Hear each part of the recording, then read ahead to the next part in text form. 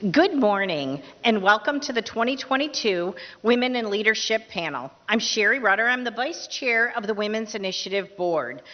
Women's Initiative is an affinity group of the United Way that mobilizes women to become leaders, philanthropists, advocates around issues concerning women and children. As a leadership group, we have invested more than $1.5 million into our community. We are currently focused on two main areas. First is our Women's Initiative Network, where we invest in developing female leaders. Today is one of those excellent opportunities. It is our hope that your time here with us this morning will benefit you in a very special way. We are currently also looking for new women to get involved with Women's Initiative. So if you're interested, please come and talk with any one of us or leave your contact information on the sign-up sheet located in the lobby. Second, our area of focus for Women's Initiative is our current signature program, the Dolly Parton Imagination Library, which helps children develop a love of reading and prepare for kindergarten. Imagination Library mails a free monthly book to children from birth until their 5th birthday. In October of 2021, Dolly Parton Imagination Library in Lucas County was transitioned to the Toledo Lucas County Public Library so that they could continue to grow the program and enroll even more children. We are proud to share that at this time there are approximately 13,750 children enrolled. And thank you for your time today, and I would like to introduce Julie Diener, our chair.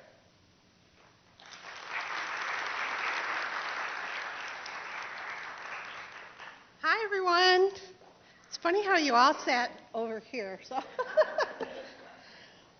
let's see, what am I saying? It's my pleasure to get things rolling this morning by sharing a little bit about our format today. We're going to focus on 5 aspects of self-care. They are physical, emotional, psychological, spiritual, and professional. Each of our panelists were selected because of their unique background in one or more of these areas. And I have no doubt that we're in for a really inspiring conversation. So let's bring out our panel. Please join me in welcoming Margaret Penn, Kim Riley, Dr. Latasha Sullivan, and Pastor Karen Vanderplug. Welcome, ladies. Thank you for doing this today. We've also invited a very dynamic and energetic woman to keep the conversation flowing. Please welcome our moderator, Alicia Wagner.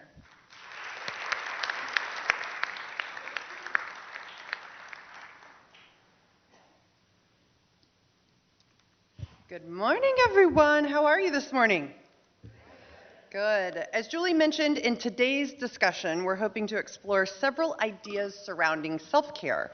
This is a term that is often overused, misused, and perhaps even at times misunderstood. So what I would like all of us to do before we get started is, can everyone just take a deep breath with me? Most of you got here between 7:30 and 8 this morning, and so I want to thank obviously the Women's Initiative for the opportunity to be here today, but I also want to thank each of you, because I know what it's like trying to get out the door in the morning on a Wednesday.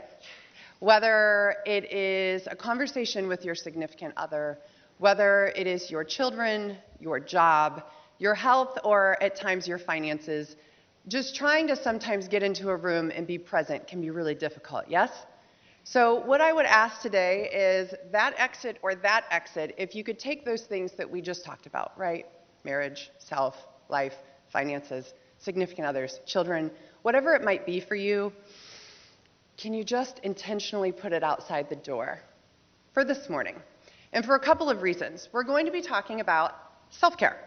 And the World Health Organization has an unbelievable definition for self-care that I, and coming up on my 41st year of life, had never considered it this way before. So what I thought we could do first is outline this definition and take a few minutes to deconstruct it. Because I don't know about all of you, but I've been to enough women's events, specifically over the past 10 years, the last 5, and now in a post-COVID world We're not living in the same world.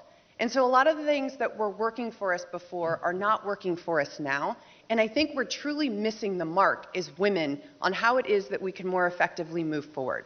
Are we in agreement? So can we all have a real, authentic conversation today that we're not going to just be here to get inspired, but move forward? Yeah? So let's go over the World Health Organization's definition of self-care. You ready? The ability of individuals, families, and communities to promote health, prevent disease, maintain health, and to cope with illness and disability with or without the support of a healthcare provider. Huh. I don't know about you, but that's not how I've been holding self-care.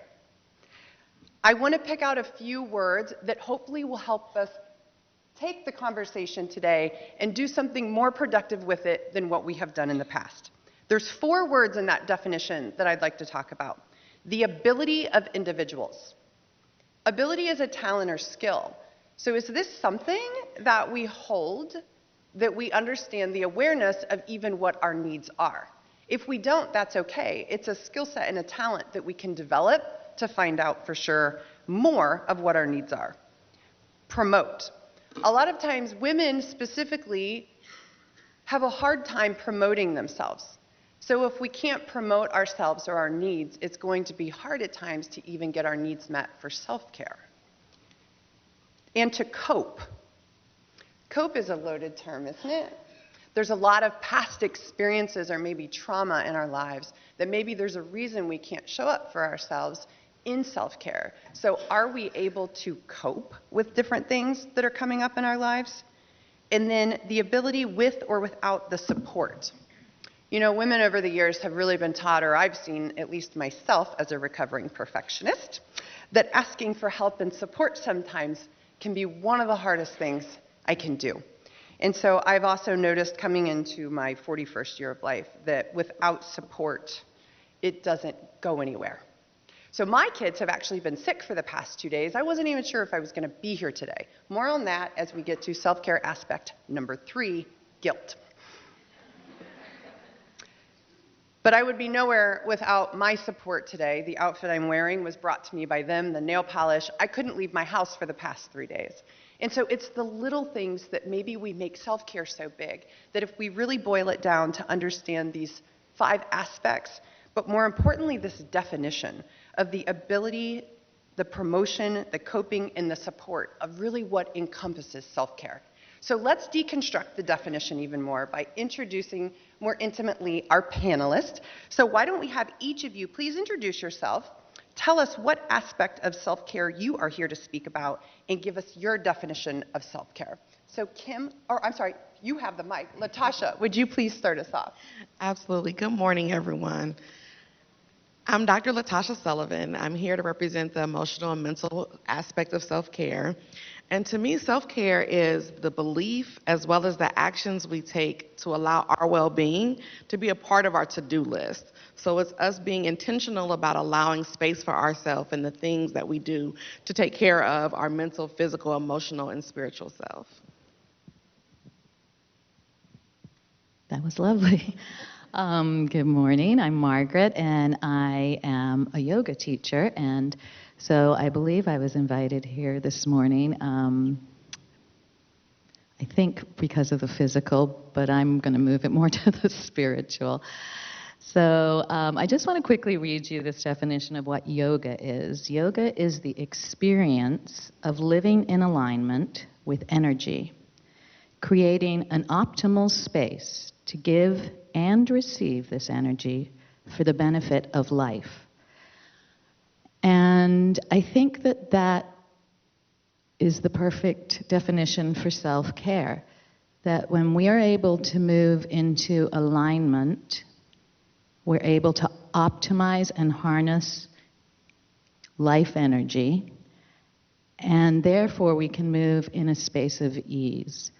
And I believe that what we all are looking for is to move in a space of energized ease, right? So think about those 2 words. We all want more energy, I mean, if I don't hear all of us, including myself sometimes, saying, ah, like, so we're looking to harness and optimize our energy. But we're also looking to be at ease, right? And think about, I actually have notes. It was interesting because the words that jumped out at me from the World Health Organization definition of self-care was preventing disease. And the word disease is dis-ease. We are not at ease when there's disease. And so when we are looking to move in this space of energized ease, it's exactly the opposite of disease. So that's my take on self-care. Hi, my name is Karen, and I am a pastor, and I am here to talk about the spiritual part of self-care. And it might be surprising, but from a spiritual perspective, the way I would define self-care is we're talking about connection, sort of a connection to ourself, to each other, and to the larger world in a way that is really life-giving. So it has a lot to do with our perspectives and how our perspectives help us live well in this world. Thank you. Hi, everybody. I'm Kim Riley, and I am the Chief Operating Officer for Highlands Northeast Region. I'm representing your professional segment of self-care, and for me, it's how I take care of myself while I'm trying to be there for my family, my husband, my children, my grandchildren, my mom and dad. But also, how do I satisfy the drive I still have to be successful in my career? And so balancing all of that and making sure I don't get lost and I'm taking care of myself while I'm trying to accomplish all of those things. Very good. So I don't know about all of you, but when I was in my 20s to my 30s to now what would be my 40s, and I'm sure onwards in 50s, 60s, and 70s and onward, what we need in self-care can change. And we like, as women, to put things on autopilot because I've heard a definition once that women live more in a studio apartment, whereas men are compartmentalized rooms in a house. And so it's easy to shut doors, leave things there, and walk out. For all of us in a studio, it can get real messy real quick. And so we like to put things on autopilot because we are dealing with so many different things. But when we put things on autopilot and the speed limit changes, what happens, y'all? Crash. So I really feel something that I want to be intentional about today and something I want to talk more with all of you.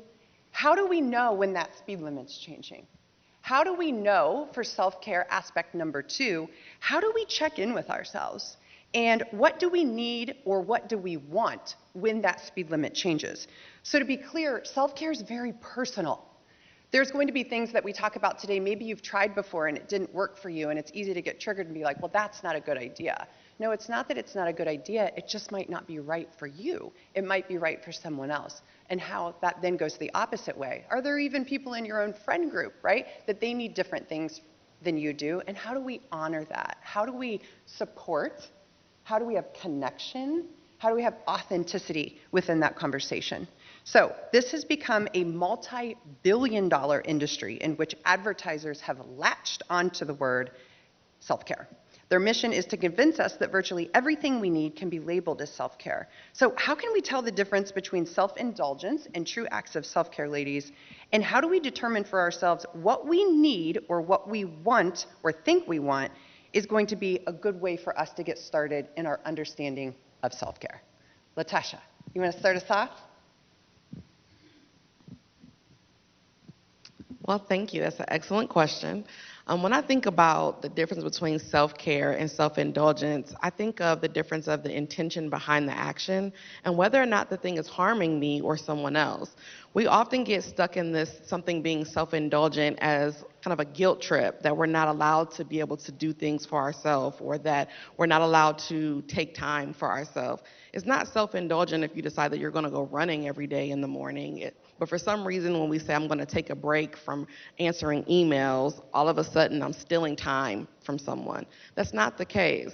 So the difference between the two is it causing harm to someone, or are you neglecting something that you need to be doing that's at a sacrifice to yourself?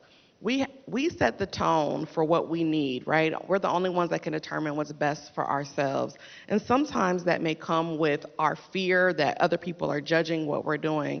But that self-indulgent term, I feel like, is a very negative way to look at how people do things for themselves with kind of a barometer that we're doing something too much. It's only too much if it's hurting you or if it's an excess to impeding your ability to be successful or to attain the goals that you have.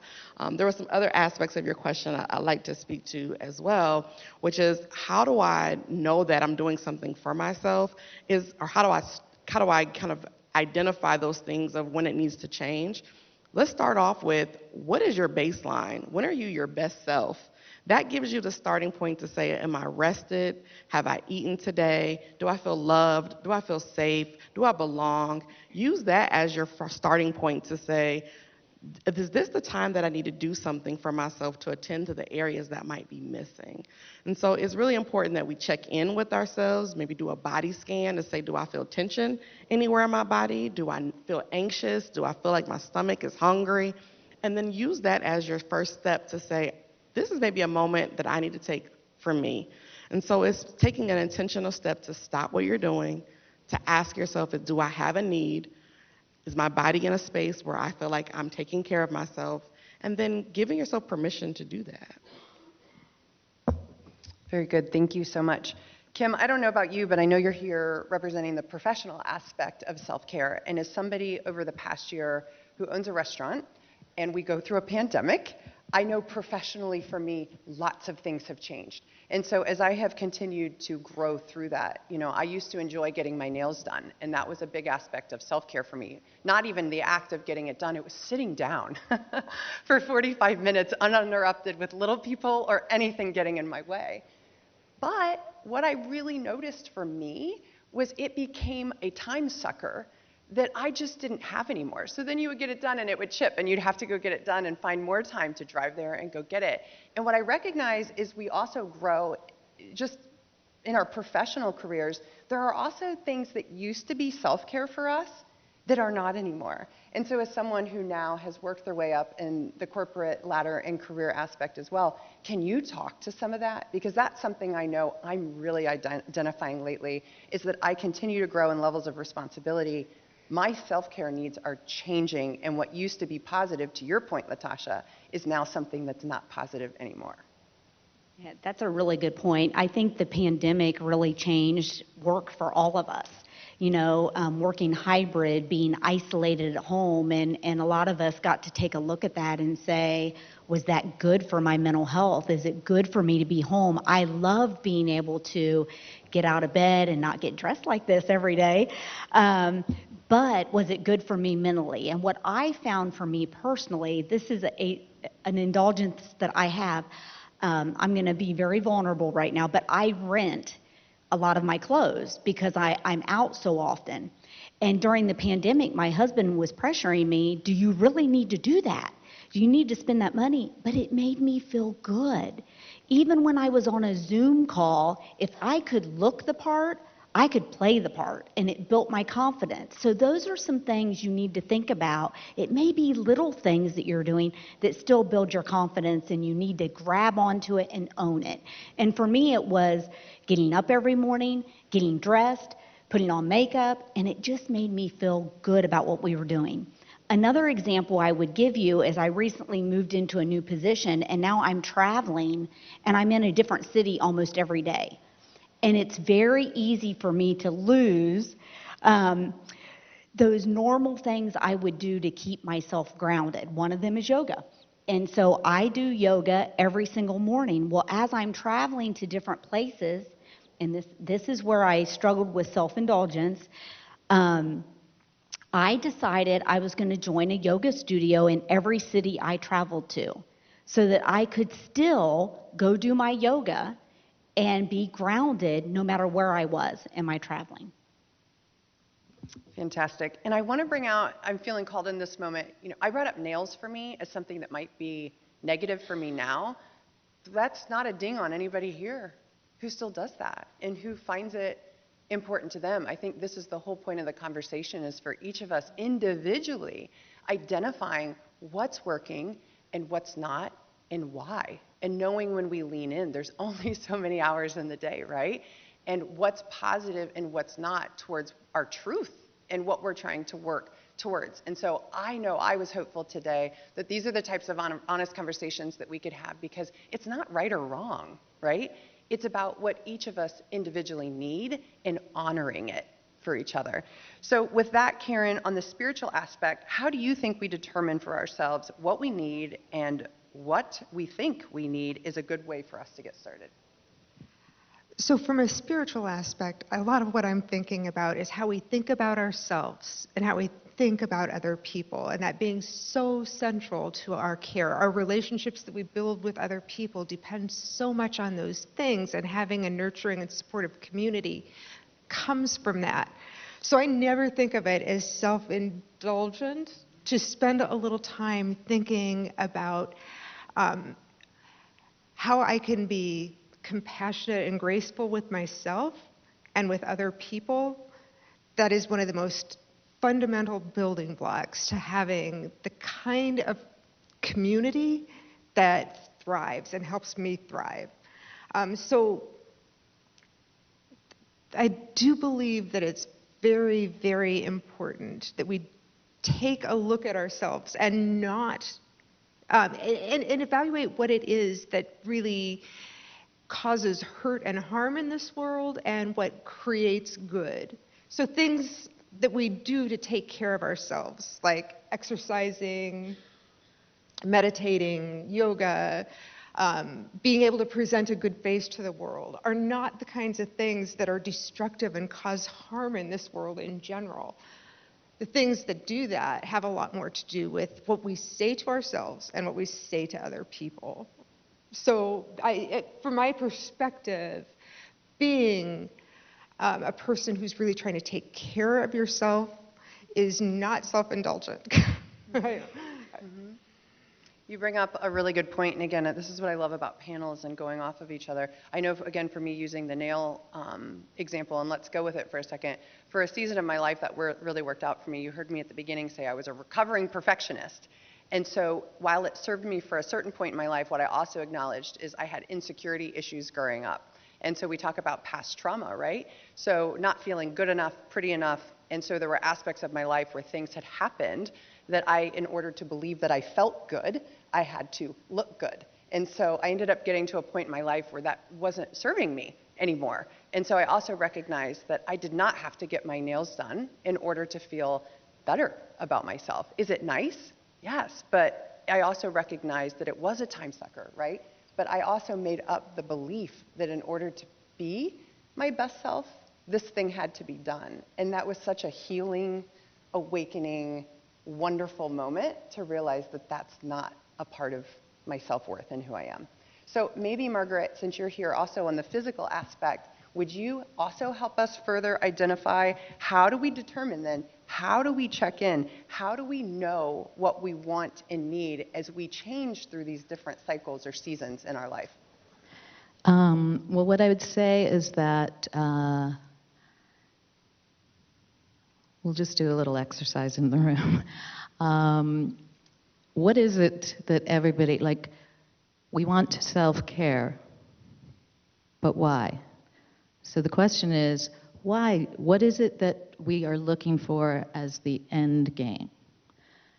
So just call out, why would you like to participate in self-care? Is it because you're looking to raise anxiety in your life? Probably not. Kathy, what did you say? Less stressful and relaxed. Most people, when they're asked, what are you, if your child is struggling and you take them for help, I saw this speaker one time, and he was, a therapist for children, and he said, I meet with the parents, and every single one of them says the same thing when I ask this same question. What do you really want for your child? Inevitably, they all say, I just want him or her to be happy, right?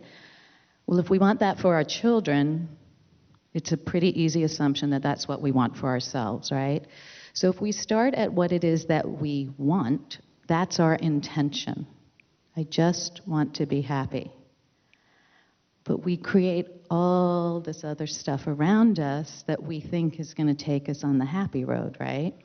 So, we could make a list. What are the things that I want to get rid of in my life? What are the things that I'd like to add in my life? And for most of us, we sort of start with, I'd like to improve my job. I'd like more friends. I'd like this. I want to get rid of that. But what I would challenge us to think about is, instead of the external things that we want or don't want, what are the internal things that you want and you don't want? So the things that we don't want, I'm assuming, are stress, anxiety, poor physical health. So then we could maybe turn to the next list and say, what are the things that I do want? Joy, happiness, ease, balance. Did somebody say balance? That's a good one. I like that one. So then we have to start thinking, we live in this world, so we can't go and live on a mountaintop in a cave and meditate all day long and look at the bees and be like, ooh, that's not realistic. This is the world we live in. So I believe that through self-care, what we're really trying to move towards is this space of joy and ease, and we get there by starting to understand how we respond instead of react. So we have all these lovely things that we know make us feel good, and that's great. But when they get wonky on us, we drink too much, we eat too much, we smoke too much, we take pills too much, we're moving away from a natural state. We're moving out of balance, right? So we want to move in. I believe the space that we want to keep going to is our natural space. I believe we are naturally joyful, easeful creatures. And we keep doing things that are taking us away from that. So what are those things? Breathing. What did we do when we first started? Breathing is this magical free thing that we all possess and can do at any time. And when we just take a few minutes to mindfully breathe, we can start coming back into that space. Movement. Pre-jobs, when we were in agrarian culture, movement was what we did a lot of the day long. We weren't sitting like this. And so we need to move back to a little movement, which brings in the physical practice of things. But if your movement is going for a walk every day for 5 minutes, park for a little further away from the grocery store so you can walk, opt to walk upstairs. These are all things that are mindful and that can help us into that space. Being still. We're so tied to our phones right now. It wakes us up in the morning, you pick it up, you turn the alarm off, you immediately go to your texts, your emails, your to-do list, social media, whatever it is. If we just let that go for even 5 minutes at a time, you will start to see a huge, huge shift. It's just a shift. And then I also think that gratitude is probably the easiest, fastest thing you can do to connect back to your natural state. When you start looking for ways to be grateful or things to be grateful for, you start realizing what a limitless world you live in, all the things that you have instead of all the things that you don't have. And I think that's a really happy and good space to start from and to expand into. Very good. Well, that takes us into self-aspect number 3, which is guilt. For many, taking the time to practice self-care doesn't seem like an option, though, because feelings of guilt get in the way when we are trying to accomplish many of these things we just talked about. Maybe we're feeling guilty for taking the time for ourselves or for having to say no to someone or something. So I heard somebody bring up balance, I think it was, over here, and balance really is connected to choices. And so I know a big aha for me going through life and business coaching was it was very easy to want to blame the external, and I think, Margaret, you had brought that up. But it was really about the internal choices that I was making that was impacting the balance in my life. And so that makes it a much deeper dive and a much harder look into what are we doing in our life.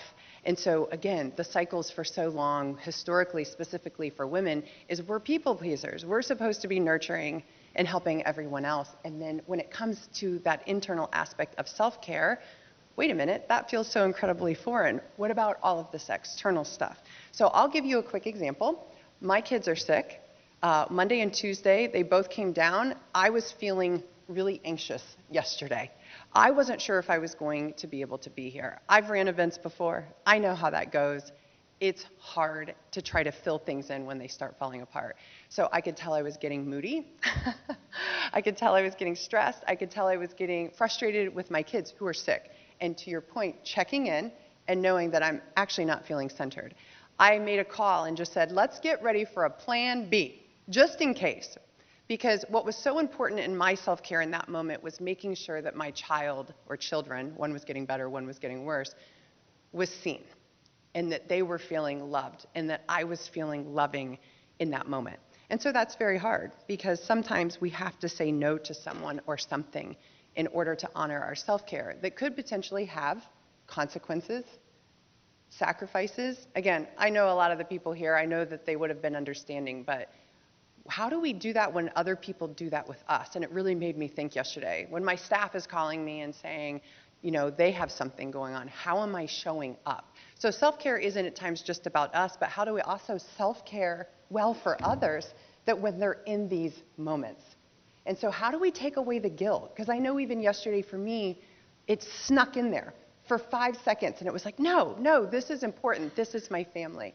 So Latasha, knowing that obviously with counseling and different things that you're doing over there at UT, I know this gets brought up all the time. I know specifically for women, this is a big one. But how can we help mitigate those feelings of guilt? So one of the things I thought about with guilt is when we feel guilty for something we've done to someone else, often we apologize, right? We try to make atonement for, we reflect, we think about how we might make adjustments to not let this situation happen again. And when I thought about that, I thought about how can we offer some empathy and some grace to ourselves. And so I want to do this little exercise with you. I wanted you to think about if you were your friend, observing your day-to-day, how you've been living, what you've been doing, would you offer that friend grace? Would you say, I noticed you didn't eat today. I noticed you were eating on the run. I noticed that you didn't make time for yourself or that you have all these things on your to-do list, and yet you're leaving yourself last, if at all, on the list. We would have suggestions on how they can improve what they're doing. We would be willing to say, how about I bring you lunch? Do you need a hug? We would be very attentive to be present for them without feeling guilty to be attentive to them, right? We will offer ourselves fairly freely because we are caregivers. We've been taught to be caregivers since a young age. Often, a lot of us maybe got dolls or baby dolls to play with to learn how to care for something outside of ourselves at a really young age. But were we taught to include ourselves on the list? Were we taught to extend that same caregiving to our baby dolls and to our friends, being kind to ourselves? So we feel guilty because of the judgment of life has put on us. We've been trained to care for others, but we have not been trained to care for ourselves. And so what I want to offer is giving yourself some grace and empathy, but then also give yourself permission to be on the list. And part of that comes with, I believe, doing some self-affirmations to say, I am worthy and worth being a part of my day-to-day living.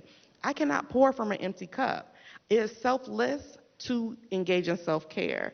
And I say that because I know for me, if I haven't eaten, I am like the Hulk, okay? You cannot have a conversation with me. Do not expect anything from me. That Snickers commercial is about Dr. Sullivan, okay? And to the point where my friends know, I had a friend that would say, I have a banana in my purse. Do you need it right now? And often I would have to say yes. And so I have to think about, what do I need to be my best self, and can I give myself permission to do those things? Because then I can show up for you. I can show up to speak on a panel. I can show up for my organization. I can show up to my job more fully, ready to go if my needs are met.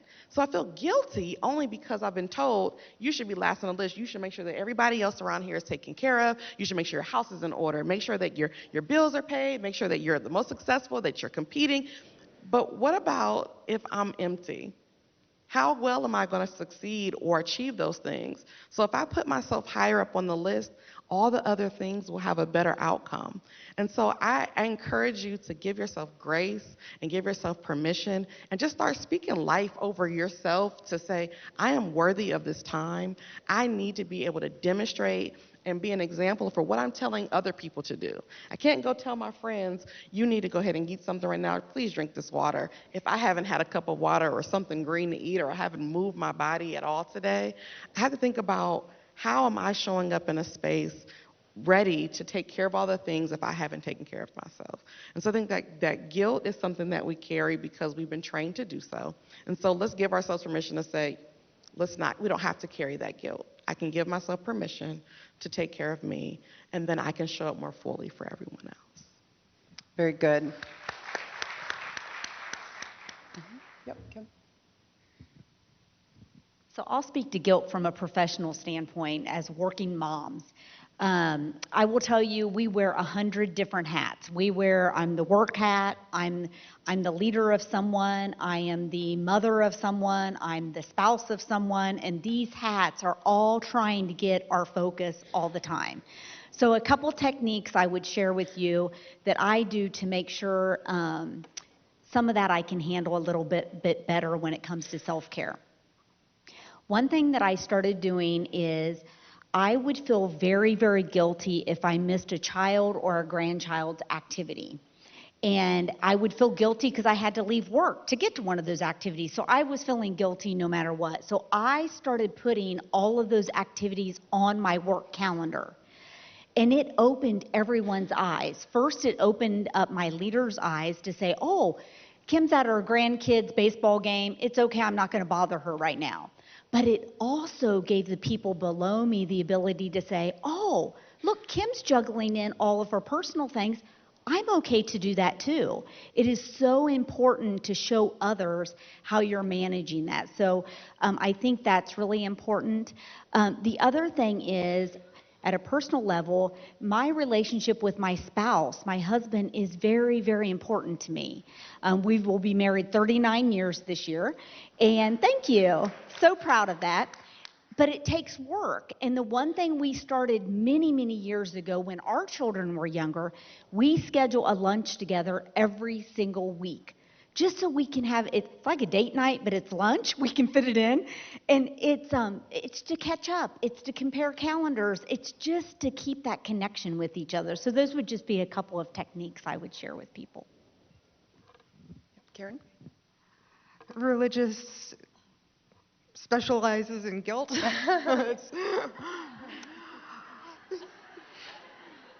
Let's just sit with that for a minute. I think the two things that I would offer to you are building some on what you said. So often when we feel guilty about not maybe being able to do everything that we think we should be doing, I think about how we would talk to our friends. We would never say to our friend, you are the worst human being ever. I can't believe you can't do this. We would be compassionate and supportive. And so I think about turning that around and saying that's what we need to be saying to ourselves. So it's so important to have perspective about how we talk to ourselves. The second thing that I would offer you to think about is none of us get up in the morning and think about how we can be our worst selves. What can I do today to just totally blow up my world? So if we aren't doing that, other people probably aren't doing that either. We're generally trying to do our best, and most of the people around us are. But we're imperfect human beings. We aren't always going to be able to do things that we think we should the way we want to.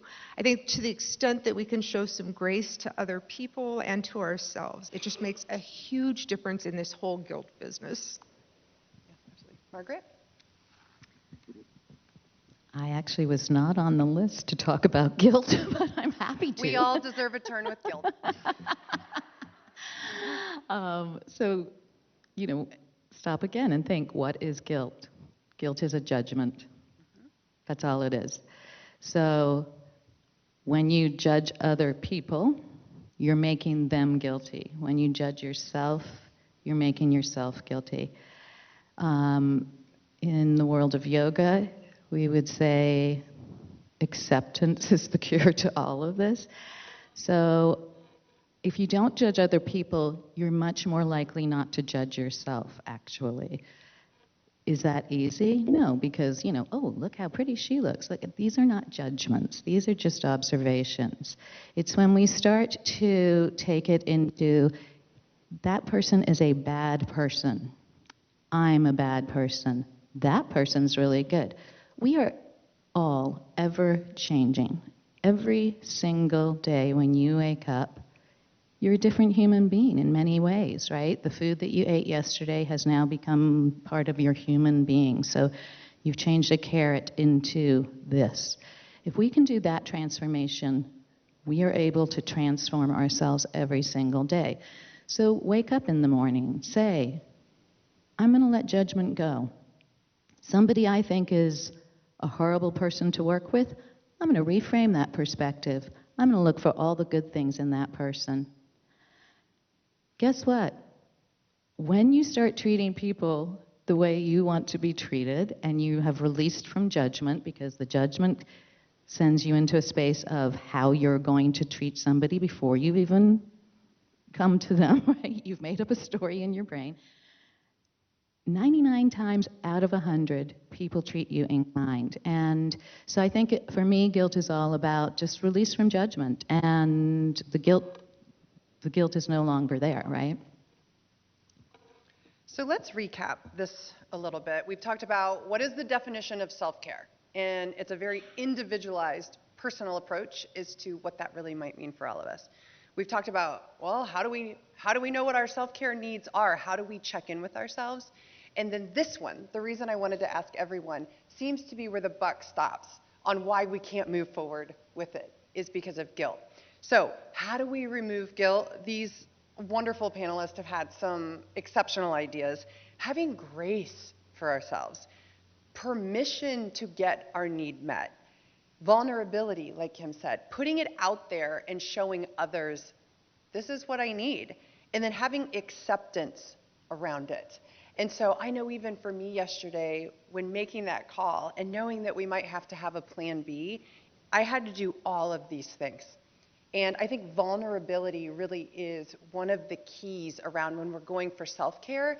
We have to put ourselves out there, and it feels not just about guilt, but it feels risky because of that judgment. And so I love Latasha. We have to be willing to put ourselves at the top of the list at all costs. And at times when we say yes to something, we're really saying no to something else. So what are we saying no to? And oftentimes it's ourselves, it's our self-care, and it's our needs. So let's roll into self-aspect for self-care, section number 4, which is sustainability. Once we can maybe get through this obstacle of guilt or judgment or shame, let's say we've started to come up with new ways around self-care that are going to be good for us, but how do we sustain it? So it's generally understood that the best self-care plans are those we're able to maintain regularly. One author wrote, like a musical rhythm, a self-care rhythm is a regular, repeated pattern of actions that helps maintain the song of life. It's not a disruption, rather it enhances it.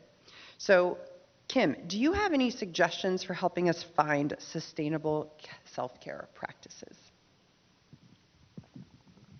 Since I am very type A, I have to set goals for myself. So I do that in self-care also. I set goals for what do I want to accomplish with my self-care. It may be as little as I need to go get an annual physical, which I can put on my calendar and I know I can check that box and it's done. It may be going to yoga. I will tell you, I have a Bible app, so it checks off every day for me when I read my Bible, and that's my spiritual side, and I can meditate on that. So you've got to find ways to do that. But the most important thing for me is setting boundaries. And so I set boundaries every single day, and email is the worst for all of us. So for me, and my team knows this, I usually very rarely do email after 5 o'clock. I glance to make sure there's no fires, but very rarely am I going to be responding to email after 5 o'clock, because that's going to show everyone else I expect that of them. Also on the weekends, I don't touch it on the weekends. Very, very rarely do I pick it up. Now, there are seasons in life, especially in work life, where we have something that's due, a big project, and we've got to meet those deadlines, and you may need to work on a weekend. But very, very rarely I'm cutting and putting those boundaries in place. So I would say setting boundaries and setting goals for what you want to accomplish around self-care would be my 2 things to sustain it. Latasha, when we had our pre-call meeting, we talked about, are there some examples of ways we may already be practicing self-care on our lives, but we just haven't identified them as self-care? This was really profound to me during our call, and I would love you to share all that wisdom with this group of attendees today. Well, Alicia wants me to be vulnerable right now. So one of the things that I mentioned is that, we often do things to take care of ourselves. And one of the things that I do is think about, like, how do I find that place of balance, release, relief? And so when I'm stressed about something, so let's say I have an interaction at work. Don't tell anyone that I have interactions at work. But let's say I have an interaction that's upsetting or distressing. Sometimes I will reach out to a friend. So I have a text group of people that I can say whatever I want to say in my text. Or I can pick up the phone, call, fuss, say whatever I need to say so that I can regroup. So they'll help let me vent to them, think about what do I need to do to address that situation so that I can go back in as Dr. Sullivan. So I'm Tasha on the phone with these people. And then I button myself up and I can go back into these spaces as Dr. Sullivan, where it preserves my professionalism, but allows me to be authentic. And so to me, being able to have that text group, have that, sometimes it's FaceTime with a friend, going to my car, getting as loud as I need to or as quiet as I need to or crying, to release some emotion. And that to me is a form of self-care, because I'm not then just kind of white knuckling it through the day, holding on to all this pressure. It's something that may seem small, but it allows me to be able to unbutton for a moment so that I can then be my best self in that space and not have to just kind of, swallow down the emotions that are present.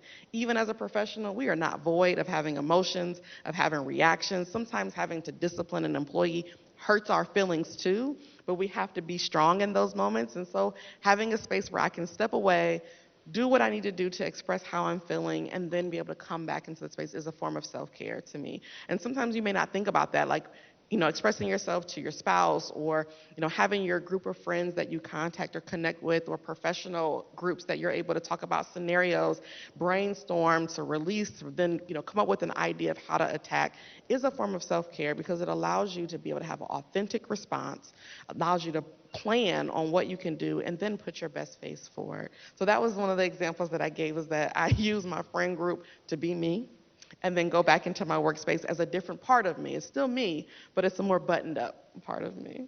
Okay. All right, Karen. So Latasha, you shared some things as it relates to just authentically feeling that emotion, and that's okay. And Karen, I know one of my favorite quotes is, "God can handle my anger." Yeah. And we've been made to feel that we're actually not supposed to feel these things, and I think Latasha hit on it. But going that angle and that route from a spiritual context, do you have suggestions for helping us find sustainable self-care practices? Because it's often the stress at times that creates why we need it, but how do we sustain it, that it gets to be a centered core element of centering around that peaceful moment? So a couple things that I think about. From a spiritual perspective, one of the things I'd say is it's really important to notice how we're feeling and to be able to name that. It's easy to get to a point where you might say, well, I'm just an angry person. But in general, that's not what we are. We're just a person who might be noticing that we're experiencing some anger. And then if we can name that, we can do something with it. We can make some decisions about how we're going to handle it. And that includes a tremendous amount of grace for ourselves and for others. One of the things I think about when I think about trying to incorporate practices into my life in a way that's sustainable is how I can build things in that don't seem like an additional burden on my life, an additional have to. So I think about things like every day I'm going to be in my car. So I can turn off the radio for 5 minutes and spend 5 minutes thinking about the things that I'm grateful for, the things that are good in my life, because it's actually the things that are bad that I'm going to focus on. But if we adopt a spiritual practice of naming maybe 3 things that I'm grateful for and 1 thing that's going to be a growing edge for me today, it's a way that doesn't place any extra demands on you. All it does is say, I'm going to use 5 minutes in the car differently than I did. I also think a lot about both practices of gratitude and practices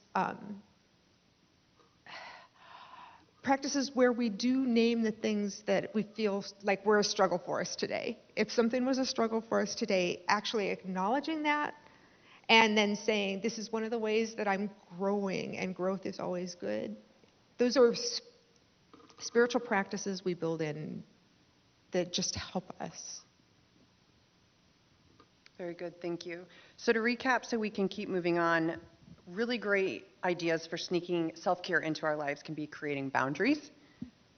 Grace keeps coming up, and having gratitude. So as we go into measuring effectiveness, one of my favorite quotes is, if it feels hard, it is. So of course there's different projects or things that we're going to be doing in our lives that it's just going to feel hard, right? A new work project, or starting something new, or difficult conversations. But something that's really helped me measure effectiveness is, if it feels hard, it is. And it's what allows me, when something feels off, to know to lean in. So ladies, Margaret, I would like to start off with you. How can we measure the effectiveness of self-care practice, and how do we know it's working? I know for me, I already knew yesterday with something that had unfolded, I was starting to get moody. And if it feels hard, it is. And I knew that I needed to sneak in there and just get vulnerable and have a conversation about what today could possibly look like. So how do you measure effectiveness? I know for me, I feel it, but what say you? So when I read this question, I kind of laughed because, I don't want to talk about weight very much, but nobody needs a scale in their house to know that they might have gained a few pounds, right? Like, you don't need the measurement, you know. And with self-care, it seems abundantly evident to me, you know if it's working. If you are not in a space of ease, then something's wonky, right? I would just get back to that idea of, so in yoga we have 2 cornerstones of yoga practice, and it is sadhana, which is creating your practice, and vairagya, which is, loosely we could say, acceptance. But really what it's talking about is becoming transparent. So it's not saying that you're not going to feel depressed, you're not going to feel these emotions. It's saying, be transparent in these emotions. Let all of them come through you, but don't hold on to them. That's what the acceptance is. Let these things, experience them, and keep moving through you. When we get blocked, we're no longer in that space of optimal energy. We've blocked something, and we're holding on to things that are not serving us well in most cases. And so these 2 things, having a practice that you can sustain, which could be 5 minutes, but the problem is we slip away from them. So human nature is, oh, I've done this, and now I've gotten the result I want, so now I don't have to do it anymore, right? Even though we all know in our brains, well, if you stop, it's just going to go right back to where you were. I do think it's interesting that you mentioned, Kim, that you have a Bible So Kim has a spiritual practice. I'm going to make a safe assumption that Karen does, Natasha. I feel like maybe you do too. But whatever that spiritual practice is, I'm at the ripe old age of 58 now, and my life experience tells me that we can create sadhanas that are not sustainable if they aren't part of a spiritual practice. And it doesn't have to be a religious practice. It doesn't have to align with any of those things. A 12-step program is a spiritual practice. Yoga is a spiritual practice. Stepping outside into nature, I believe, is the most spiritual practice since the beginning of time that all of us can do. But having some sort of connection to an energy that is life, for me, is the key to self-care. And you will know when when it's not working for you, because you're not going to feel in that space of ease. Very good. Yes, Latasha, please. Thank you. I want to build on that. I think for those that, when you think about whether it's working for you, it also comes down to, are you able to still function the way that you need to do your daily activities? As I gave the example of, I'm the Snickers commercial, the hungry person. And so for me, I know that I'm not able to, if I'm not eating in the day, so if I'm letting some of my basic care needs go by the wayside, then whatever I'm doing in my day that's when it's not working. Those are my measures for me, is if I'm getting foggy, I'm not able to make decisions the way that I usually am able to make decisions. I'm not caring for people in the same way, or maybe I'm a little bit more stingy with my time or my energy if I start avoiding people. So when I start to notice that, like, my day-to-day functioning starts to change in some way, and it's not changing in a way to serve me, that's usually my meter to say something's off for me. So going back to that place of ease and flow, that's not happening. And so those would be the indicators. So I challenge you or encourage you to think about that, your lifestyle, and what is your baseline. So when are you at optimal health? When are you at optimal production? When do you feel your best? And then think about a time when you weren't. What was different? What were your indicators? How did you know that you weren't yourself, or did you even take time to notice? Because often we're on a hustle and bustle. We're eating a fruit bar in the car on the way to work. We're dropping off kids. We're running into this meeting, answering emails. And so we're not even self-aware of what we need in a moment, because we're thinking of, okay, I have to do these things today. I have to stop at the grocery store on my way home. What are we going to eat for dinner? You're never present. So if we're not present, you may not be thinking about the fact that I left the house without my purse today, or I left my coffee sitting on the counter because I was absent-minded because I wasn't in the moment. And so use those things as your indicators of, I'm not able to show up in spaces with my full attention, or I'm not being as kind to other people. Those are your early warning signs that you're not doing what you need to do for yourself, because you're not showing up fully the way that you would want to on your good day. And so use that as an example to say, think about a time where you were your best self, and think about a time where you're like, you know what, I probably looked like I was struggling. I know that I was operating like I was struggling. What was different?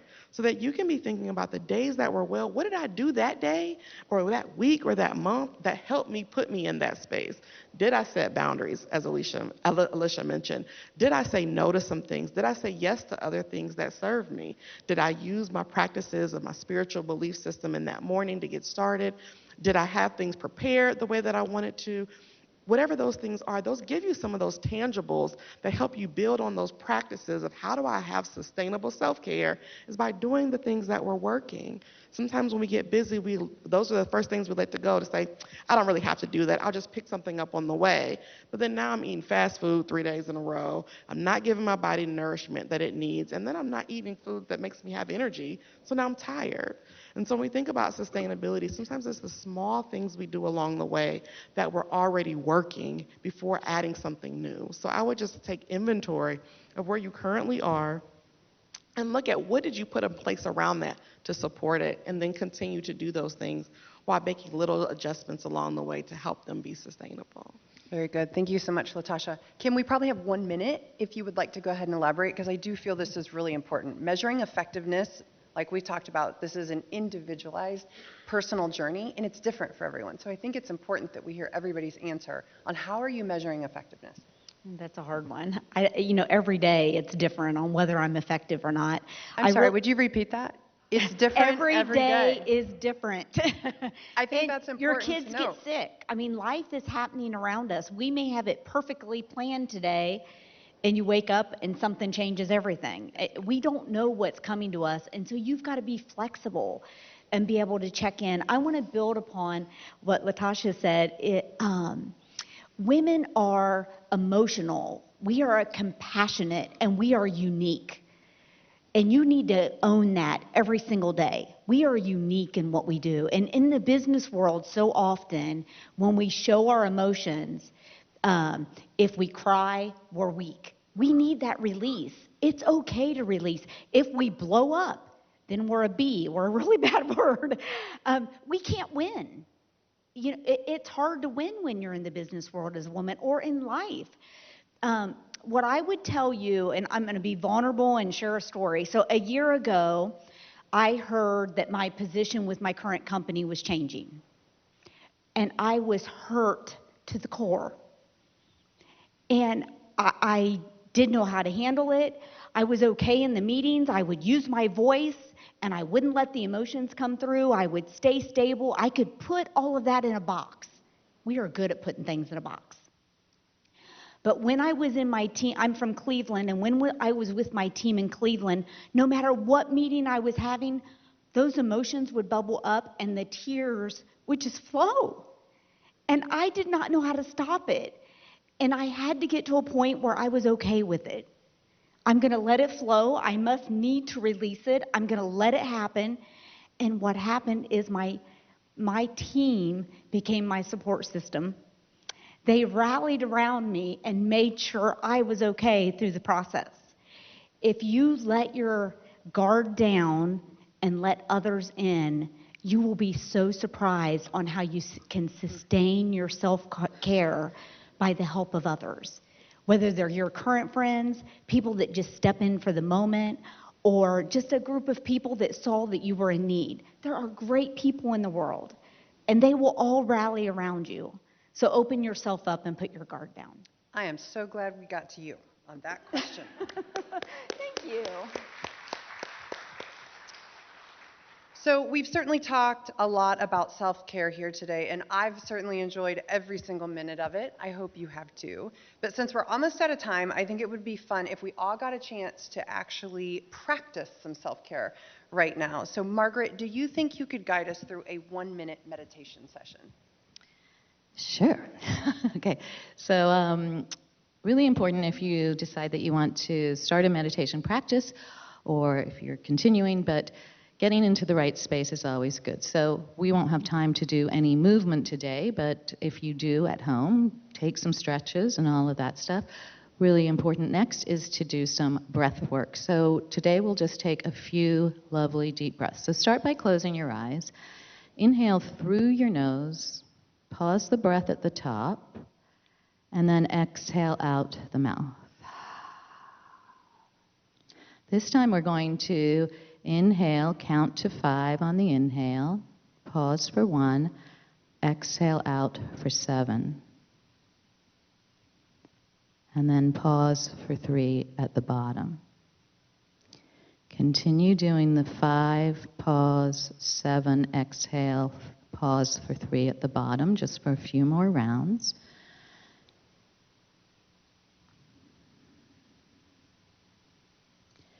And what you may begin to notice is that when we lengthen our exhale, we start soothing the parasympathetic nervous system. So this is how we soothe ourselves. And then if you'd like to use a mantra, just for the next 60 seconds, you can say so hum, which is Sanskrit for I am.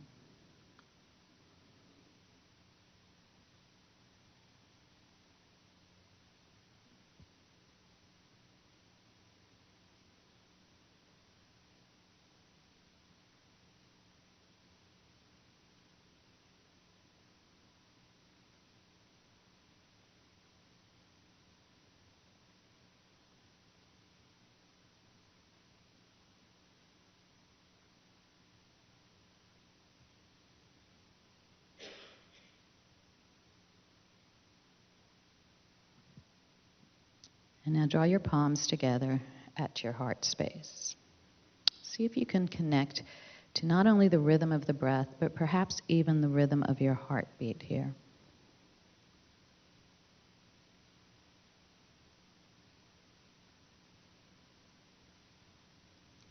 From this space of your heart, give gratitude.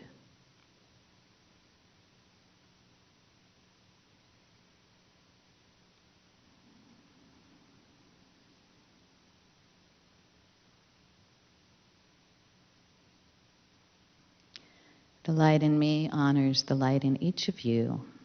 Namaste. Margaret, thank you so much. Thank you so much for that. So we're coming up on our time, but we do probably have a few minutes for some question and answers if there's anybody in the audience who would like to pick the brain or get some wisdom from these ridiculously amazing panel members. Anyone?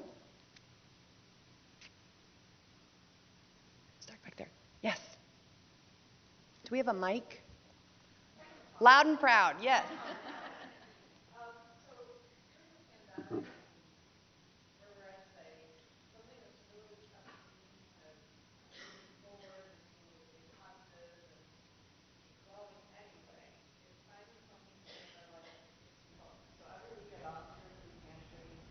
That's been my thing.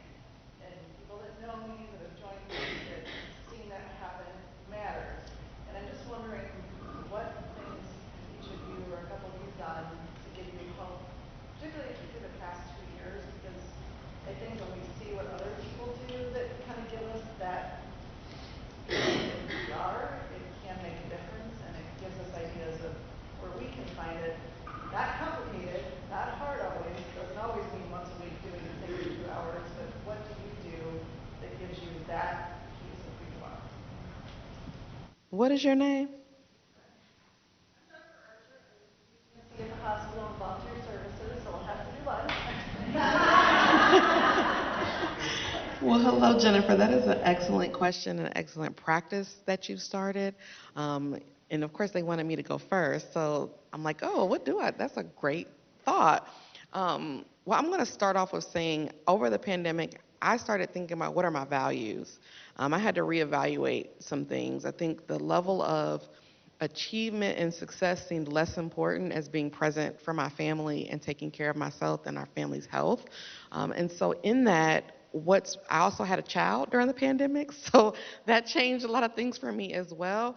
And so one of the things that for me, don't know if I would say hope, but it was bringing kind of this restored joy is watching my children and giving them some sense of normalcy. So I guess maybe I hope for some sense of normalcy for them, give them the opportunity to meet with their family members that they hadn't got a chance to see, and for my one child didn't get to meet for a long time during the pandemic. And so building new relationships with my family or restoring those relationships, because I'm not from Toledo, that was something that was hopeful for me, was being able to reemerge into life with a new sense of living. You know, I used to be a no person.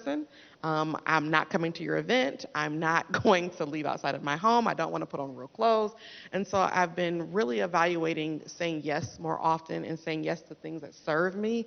And now I'm working on how do I practice that. So how do I lean into the discomfort of now being social, of bringing my kids around to things. And that's something that for me has given me more breadth in life, like a depth that I didn't have before, of allowing my kids to have new experiences and not letting them be in the shadow of my no. So I hope for these new experiences with my family, with my children, and to hopefully get to some new normalcy that we didn't have before the pandemic and during the pandemic. For me, it's definitely connecting to nature. I think the most hopeful sight that happens every single day is the sun rising. And so I am always up when the sun rises.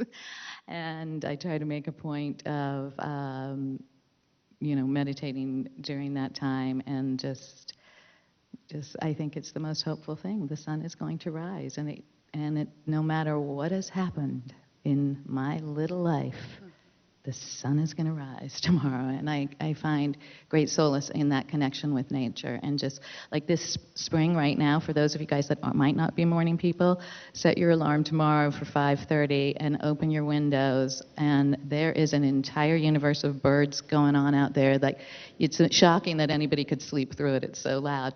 But there's so much out there in nature that I think just always restores my hope in life. So. I think one of the problems of the last couple of years has been we've been more isolated and maybe more unkind to people that we disagree with.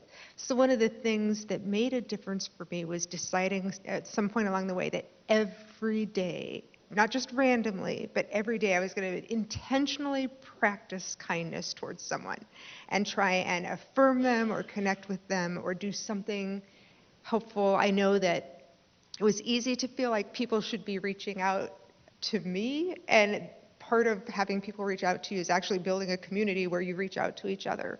So being proactive and intentionally trying to think about what I could do to make a difference in somebody else's life was part of what helped. That's a really good one. Giving back is really a core function. I believe is people that are juggling lots of priorities, you need to find hope. You need to find your passion, and someone else brought up balance. If I can have my passion over on the side constantly working for me, everything else falls in line for me. All the balls that I'm juggling will fall into place because I'm engaging my passion. For me, how I do that is I am involved with nonprofits that I am very, very passionate about, and I know I can provide my leadership skills on their boards to help them grow and be able to do the things that they do. The other little thing I would tell you, during the pandemic, we were on back-to-back Zoom calls. We still are, Zoom and Teams. And I would tell you on those calls, if you learn to smile, your smile is contagious. And you'll notice everyone in the phone call, their attitudes will change to be more positive. So that's my takeaway for today, to give all of you, smile when you're on that Zoom call today. Yes, ma'am. Well, I'd like to take this opportunity to answer that question as part of our close. And so before I turn the microphone over, I would like to say all of you give me hope. And somebody brought up balance earlier, and I really do. We talk about it so much as women, but balance really is about choice. Balance really is about the self-care that we're giving ourselves. And so all of you give me hope, because I feel that we're living in a world that is dying for more women to realize their worth at this time in history. And the Women's Initiative gives me hope that we're able to get together in rooms like this to authentically talk about what is and is not working for us anymore. And we're worth those conversations. We're worth this vulnerability. We're worth letting go of this guilt and judgment. And so all of you give me hope. Organizations like this give me hope. And rooms full of possibility on how we can move forward differently give me hope. So I would like to recap. How is it that we want to leave this room differently today? And maybe it is redefining what self-care means to you. I know that even going through this myself, being here with all of you today and prepping, that redefining self-care was important for me. Again, I feel like I just did it even a few months ago, but even recognizing with how often things change day to day, week to week, hour to hour, that we really do need to lean in. So here's what I would ask you. Does your definition of self-care need to change when leaving today? Or what do you need that might be different than how you walked in? Do you need to let go of some guilt, shame, or judgment that is no longer serving you anymore so that you can put yourself at the top of the list? Do you need some sustainability practices that, if you have recognized today, maybe some things that will be helpful for you, whether that's breathing, nature, accepting yourself, giving yourself better grace, permission to eat when you're supposed to, exercising, whatever it might be for you? Are there sustainability practices that need to be looked at or explored, navigating self-care differently moving forward? Or maybe you need to learn how to better measure it. Is it understanding a greater awareness today around that feeling of anxiety or when your blood pressure is rising, that is an invitation to do something different? So are you even giving yourself permission in those moments, during those feelings, during that anger, during that anxiety, that you need to do something different? And so before I turn the microphone over, again, I would like to say, you are worth it. You are worth self-care. And I believe it was, I can't remember, y'all hit on so many beautiful points today. And I want to thank our panel for bringing your authentic selves, your courage, your bravery to this conversation today, because it starts with us. If we want to offer the drink of water, I think it was you, Natasha, if we want to offer the drink of water to our friend, we first need to be willing to drink it first. And so I would like to thank, again, the Women's Initiative, United Way, for giving us the opportunity to get here today. Again, one more time for our panel.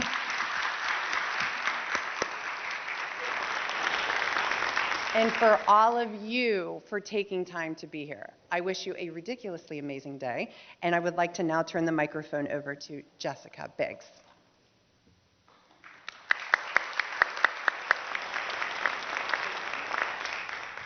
Wow, what a great event. I jotted down a few things that I learned. Energized ease, what a great phrase, love it. Connections are self-care. Grace, permission, acknowledging our feelings, whether they're good or bad, letting them flow and releasing them, taking inventory and putting our guard down. So I learned all of those things in 1 hour sitting here. So thank you, the panelists. Alicia, thank you. Did a great job of keeping the conversation going. Appreciate it. So I'd like to thank the Women in Leadership Committee. This is our first live event post-pandemic and took quite a bit of energy, so great job. I'd like to acknowledge Julie Diener, our chair. If you could stand up. You did a wonderful job. And then I'd like to take a minute to acknowledge our sponsors. A special thank you to Hylant, who is a diamond sponsor for this event. And then a few other sponsors, One Digital, Brower Freeman Jewelers, Jason and Nicole Candle, Trust Company Family Offices, and Bite Catering for the lovely breakfast.